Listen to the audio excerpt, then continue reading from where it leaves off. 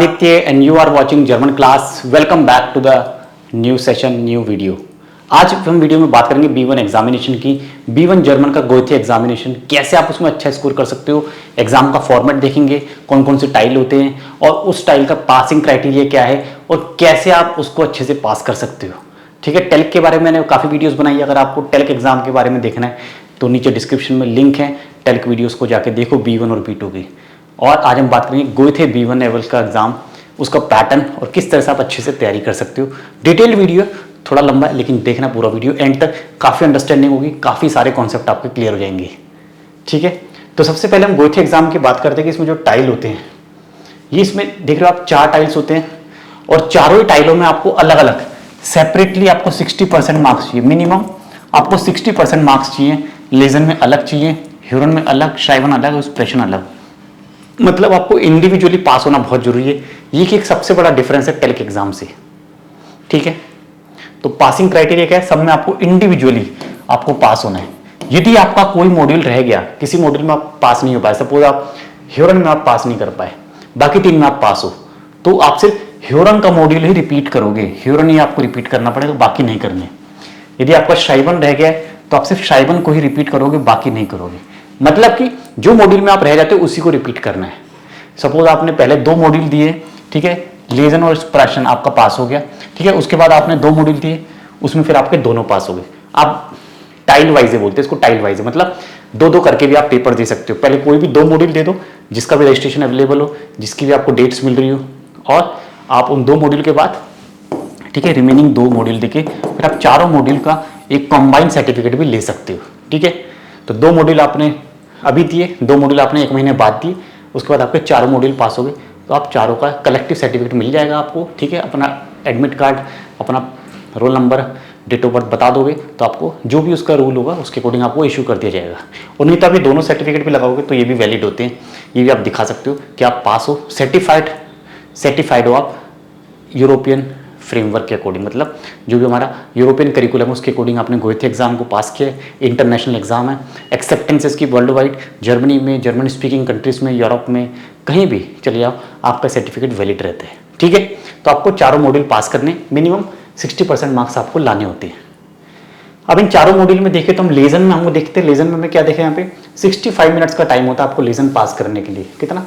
65 minutes में आपको lesion की तैयारी करनी है। ह्यूरन में आपका CD प्ले होता है, ठीक है, ऑडियो ट्रैक प्ले होगा आपका ह्यूरन में। तो आप देखोगे यहाँ पे इसमें 4 मॉड्यूल होते हैं, ठीक है, टोटल इसमें 4 पार्ट्स होते हैं। ठीक है, जैसे लेजन में आपके टोटल 5 पार्ट्स होंगे, ठीक है, तो इसमें आपके 4 पार्ट्स हो गए। ठीक है, इस तरह से आप देखोगे। शाइवन में आपके पास, ठीक है, 3 पार्ट्स होते हैं, मतलब कि 2 ईमेल होते हैं, ठीक है, एक ईमेल, ये ईमेल, और ये आपका होता है एक आपका माइनूम, अपना ओपिनियन लिखना होता है। ठीक है, अब इसमें ये 40 मार्क्स का होता है, ये 40 मार्क्स का होता है, ये आपको 20 मार्क्स का होता है, क्योंकि ये क्या है, ये आपका फॉर्मल होता है। ठीक है, फॉर्मल ईमेल होता है और वर्ड लिमिट क्या, आपको सिर्फ 40 वर्ड्स में आपको ये ईमेल लिखना होता है। ये वाला ईमेल आपको 80 वर्ड्स में लिखना होता है और ये माइनूम आपको 80 वर्ड्स में देनी होती है। तो मतलब 2 टास्क जो है आपके 40-40 नंबर के, उसमें आपको 80 वर्ड्स में लिखना होगा। एक इनफॉर्मल ईमेल आएगा, एक आपको माइनूम अपना किसी एक टॉपिक के ऊपर अपना माइनूम देना पड़ेगा, और फिर तीसरा फॉर्मल ईमेल होगा। ये 40 वर्ड्स का है इसलिए ये 20 नंबर का है।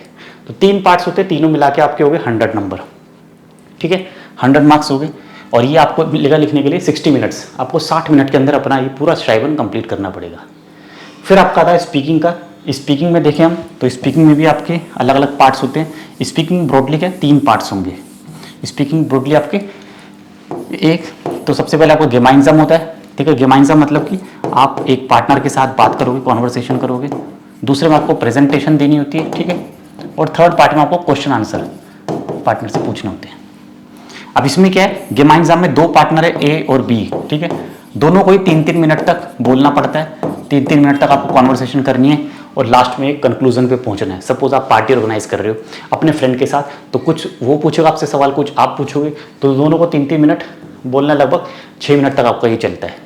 ऐसे एक्सप्रेशन में प्रेजेंटेशन इंडिविजुअल है, ये भी आपकी 3 से 4 मिनट तक होनी चाहिए। इतनी बड़ी आपको आदत होनी चाहिए 3 से 4 मिनट जर्मन बोलने की, ये आपका तरीका है। ठीक है, इस तरह से आप प्रैक्टिस करोगे। और फिर आपका जो लास्ट में जो आपने प्रेजेंटेशन दी है उससे आपका जो पार्टनर होगा वो सुन रहा होगा बड़े ध्यान से, वो आपसे क्वेश्चन पुटअप करेगा। ठीक है, 2 मिनट, समझ लो 2 मिनट लगते हैं। फिर ऐसी आप भी उसकी प्रेजेंटेशन सुनोगे, आप भी उसके क्वेश्चन पूछोगे, तो इन तीनों के मिला के नंबर होते हैं।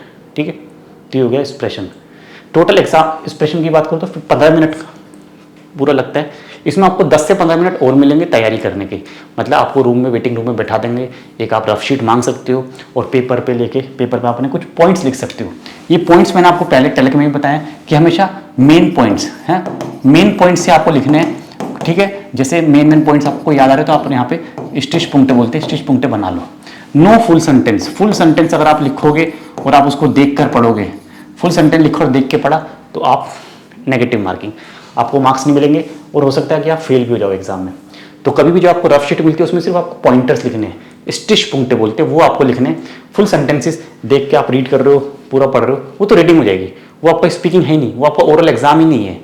उसमें आपको लगेगा कि मैंने तो बहुत अच्छा बोला है, मैंने तो ऑन द स्पॉट अपने सारे पॉइंट्स, सारे सेंटेंसेस लिख के फिर बनाए हैं, फिर बोले। नहीं, दैट इज कॉल्ड रीडिंग। आप पेपर में पढ़ के बोल रहे हो, आपने पैराग्राफ पूरा लिख लिया 200 वर्ड्स और फटाफट आप उसको बोल रहे हो, वो स्पीकिंग नहीं है, वो आप फेल हो जाओगे फिर पेपर में। तो ये गलती मत करना, समझ गए? तो आपको पॉइंटर्स लिखने और पॉइंटर्स को एक्सप्लेन करो, क्योंकि ये जो आपकी रफ शीट है ना, ये जो आपकी रफ शीट है ये आपकी सबमिट हो जाएगी। ठीक है, क्योंकि इसमें आपका होगा पीटीएन नंबर, आपका कैंडिडेट नंबर होगा। ठीक है, तो आपको पहचान ले जाएगा कि ओके ये एक्स पर्सन का है, वाई पर्सन का है। अच्छा, तो उसने इतना सारा लिखा था तो वो देख के पढ़ रहा था, इसका मतलब नेगेटिव मार्किंग, आपको 0 भी मिल सकता है। कई बार होता है ना, आपको लगता है कि मैं स्पीकिंग में फेल कैसे हो गई, मैं तो बहुत अच्छा स्पीकिंग हुआ था, शायद आपने ये गलती करी होगी। तो बाकी आपको समझ आ गया। बाकी जो मैंने बताया, लेजन में आपको टाइम का बहुत ध्यान रखना है, 65 मिनट्स है। ह्यूरन में आपको बहुत ध्यान रखना है। अब ह्यूरन की जब हम बात करते हैं लिसनिंग की, तो लिसनिंग कितना है, लगभग 40 मिनट्स तक। ठीक है, 40 मिनट्स का इसमें 4 पार्ट्स होंगे। ठीक है, 4 टाइल होते हैं। अब कुछ टाइल में सीडी आइनमाल प्ले होगी है, कुछ टाइल में आपको सपोज सीडी स्वायमाल प्ले होगी। मतलब कहीं पे सीडी आप 2 बार सुनोगे, ठीक है, कहीं पे आप 1 बार सुनोगे। तो ऑफकोर्स जहाँ पे 2 बार सुन रहे हो वहाँ पे आप अच्छे से सुन के अच्छे से आंसर दे सकते हो। सपोज वहाँ पे टोटल 10 क्वेश्चन है, तो आपके 10 में से ये कि 7 से 8 क्वेश्चन आपके ठीक हो सकते हैं। और यहाँ पे आइनमाल में सपोज आपके 12 क्वेश्चन है, तो इसमें 12 में से समझो कि आपके 5 या 6 50% ही आपके सही होंगे, क्योंकि एक बार आपने सीरीज सुनी है। कोई अगर मिस हो गया तो मिस हो गया। वैसे तो आपको पूरे 40 मिनट्स तक पूरा कॉन्सेंट्रेट रखना है, आपको बिल्कुल कॉन्सेंट्रेशन में रहने की, बैठने की आदत होनी चाहिए। ये प्रैक्टिस करो आप डेली ऑडियो ट्रैक सुन के। यूट्यूब पे बहुत सारे वीडियोस हैं, देखो B1 एग्जाम की वीडियोस। आप बुक जो खरीदोगे उस बुक के पीछे आपको CD मिलेगी, ऑडियो ट्रैक मिलेगा, उनको सुनो। नहीं तो जर्मन न्यूज़ चैनल पे जाके ऑडियो पॉडकास्ट सुनो, उससे आपकी लिसनिंग की कैपेसिटी इंप्रूव होगी और दूसरा आपको कॉन्सेंट्रेशन लेवल इंप्रूव करने में हेल्प मिलेगी। इसके लिए आप मेडिटेशन और योगा भी कर सकते हो, जो मुझे लगता है बहुत इंपॉर्टेंट है अगर आपको अपनी कॉन्सेंट्रेशन इंप्रूव करनी है, क्योंकि 40 मिनट्स तक आपको लगातार CD सुननी है और क्वेश्चंस के आंसर करने हैं। हालांकि वो टिक मार्क होते हैं, MCQ होते हैं, बट कॉन्सेंट्रेट करके फॉरेन लैंग्वेज को सुनना 40 मिनट्स तक और फिर आंसर को टिक करना, करेक्ट आंसर, थोड़ा चैलेंजिंग तो है ना, चैलेंजिंग। और बेस्ट पार्ट ये है कि इसमें नो नेगेटिव मार्किंग क्या होती है, इसमें होती ही नहीं है। ठीक है, नो नेगेटिव मार्किंग है ही नहीं। तो कोशिश करना, यदि आपने कोई क्वेश्चन नहीं सुना है, नहीं समझ आया, तो आंसर जरूर टिक कर देना, कोई भी गैस कर देना, क्योंकि नेगेटिव मार्किंग नहीं है, गलत होने पे कोई नंबर नहीं कटेगा। ठीक है, ये सबसे बेस्ट पार्ट है। जर्मन एग्जाम में अभी तक, आज की डेट तक कोई नेगेटिव मार्किंग अभी नहीं होती यदि आप कोई गलत आंसर लिखते हो। तो ये आपको जरूर करना है, इसका बेनिफिट आपको मिलेगा। ठीक है, लिसनिंग का आपको इस तरह से ध्यान रखना है। शेवन का मैंने बता दिया, एक्सप्रेशन में आपको बता दिया। लेजन जो कि आपका रीडिंग का है, रीडिंग का पार्ट लेजन। ठीक है, अब लेजन में भी आपका 65 मिनट्स का लेजन होगा आपका। अब 65 मिनट्स तक जब आप लेजन कर रहे हो तो आपको ये ध्यान देना है कि कितने टाइल होंगे आपके, उसमें आपके 4 टाइल हैं। ठीक है, ये 5 टाइल हो सकते हैं, आइन, स्वाय, द्राय, फियर, फिम्फ लेजन में। तो लेजन में जो भी पार्ट आपका बेस्ट है, सपोज आपको ये वाला टाइल बेस्ट आता है, तो सबसे पहले इसको अटेम्प्ट करोगे, यहाँ पे अपना टाइम कम से कम लेके इसको फिनिश करोगे। जो टाइल आपको मुश्किल लगता है, 5 टाइल सपोज आपको मुश्किल लग रहा है, इसको एंड में करोगे आप। ठीक है, तो जो टाइल आपको इजी लगता है उससे स्टार्ट करोगे, क्योंकि ये तो आपकी चॉइस है, आप टाइल 1 से करो या टाइल 5 से करो, जो आपको इजी लगता है उससे स्टार्ट करोगे। ठीक है, जो डिफिकल्ट होगा उसको बाद में करना, नहीं तो शुरू में डिफिकल्ट वाला टाइल चूज कर लोगे तो कॉन्फिडेंस लेवल लो हो जाएगा, टाइम आपका कंज्यूम हो रहा है और रिमेनिंग टाइम आपका पता लगा लास्ट में 10 मिनट्स रह गया है। ठीक है, और आपके पास टाइल कितने, 3 टाइल रिमेनिंग रह गए, फिर क्या होगा, नर्वस हो जाओगे, जो आता होगा वो भी गलत हो जाएगा। तो शुरुआत करनी है जिस टाइल से आपको आता है, जो आपका बेस्ट है, चाहे वो आंसाइगे वाला टाइल होता है, चाहे एक या 9 वाला टाइल होता है, उससे शुरू कर सकते हो, चाहे टाइल आइंस कर सकते हो। मैंने B1 एग्जाम प्रिपरेशन के पेपर भी कुछ सॉल्व करे, मॉडल टेस्ट पेपर, उनको आप देख सकते हो, उनसे आपको हेल्प मिलेगी। और नहीं तो अगर आपको रिकॉर्डेड कोर्स लेना है तो नीचे लिंक है, आप जाके कोई भी जिस भी लेवल की आपको रिकॉर्डिंग लेनी है, आपको रिवाइज करना है, कोई लेवल सपोज आपने 2 महीने 4 साल पहले 2 साल पहले कोई जर्मन कोर्स किया था, अब आपको सिर्फ ब्रशअप करना है, रिवाइज करना है, ज़्यादा टाइम नहीं लगाना, नहीं ज़्यादा आपको फीस पे करनी है। तो बस आप रिकॉर्डिंग कोर्स खरीदो, 999 का रिकॉर्डिंग कोर्स है, कोई भी एक लेवल आप ले सकते हो, ठीक है। तो उसकी लिमिट है 60 डेज तक आप कोर्स आपके पास रहेगा। आप उसको देखो, वीडियो को 10 बार 5 बार जितनी मर्जी बार दिन में देखो, आप उसको देख के नोट्स बनाओ, अपनी ग्रामर इंप्रूव करो। ग्रामर इंप्रूव करने से आपकी स्पीकिंग और राइटिंग दोनों इंप्रूव होगी। बाकी यूट्यूब चैनल पे मेरे बहुत सारी वीडियोस हैं एग्जाम से रिलेटेड, उनको जाके देखो डिटेल में, काफ़ी आपको हेल्प मिलेगी। और कोई क्वेश्चन है, सवाल है तो कमेंट करके लिख देना, नेक्स्ट वीडियो उस पर जरूर बनाऊंगा। I wish you all good luck, all the best for your exam. Thank you so much. auf Wiedersehen।